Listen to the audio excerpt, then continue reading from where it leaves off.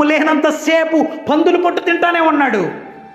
ఎప్పుడైతే జ్ఞాపకం వచ్చింది, ఒకరోజు అయ్యా నా తండ్రి ఇంట ఎంత ఆహారం ఉంది, నా తండ్రి ఇంట ఎంతమంది పనులు ఉన్నారు, నా తండ్రి వద్దకు నేను వెళ్ళి ఒక కూలోళ్ళగా బ్రతికినా ఈ పంది పొట్టు కాదు, మంచి ఆహారాన్ని తింటా కదా. ఆ తప్పిపోయిన ఆ కుమారుడు ఏం చేస్తున్నాడు, జ్ఞాపకం చేసుకున్నాడు. ఒకరోజు ఎప్పుడైతే జ్ఞాపకం చేసుకున్నాడో ఏం చేశాడు ఆయన మారు మనసు పొందాడు. ఎప్పుడైతే మారు మనసు పొందాడో అప్పుడు క్రియలు చేస్తున్నాడు. ఏం చేశాడు, తన తండ్రి వద్దకు బయలుదేరుతున్నాడు. Amen hallelujah. తన తండ్రి వద్దకు బయలుదేరకపోయినట్లయితే ఇంకా అదే పందులు పొట్టు, ఇంకా అదే నరకం, ఇంకా అదే దుఃఖం, ఇంకా అదే వేదన తన జీవితంలో కలుగుతుంది.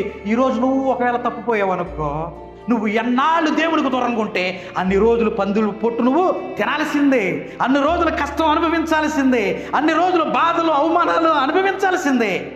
నీకు గుడ్ న్యూస్ ఏంటో తెలుసా, నువ్వు పరిగెత్తుకుని దేవుని దగ్గరికి వచ్చాయి, నువ్వు పరిగెత్తుకుని నీ తండ్రి వద్దకు పరిగెత్తుకుని రా.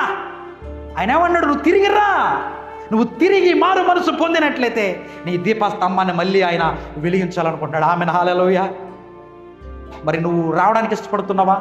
నువ్వు రాకుండా అదే సినిమాలు, అదే కోపం, అదే దుర్నీతి, అదే వ్యభిచారం, అదే త్రాగుడు, అదే మొత్తు, అదే బానిసత్వంలో బ్రతికినట్లయితే నువ్వేం చేయబడతావు, పందులు పొట్టు తినాల్సిన పరిస్థితి.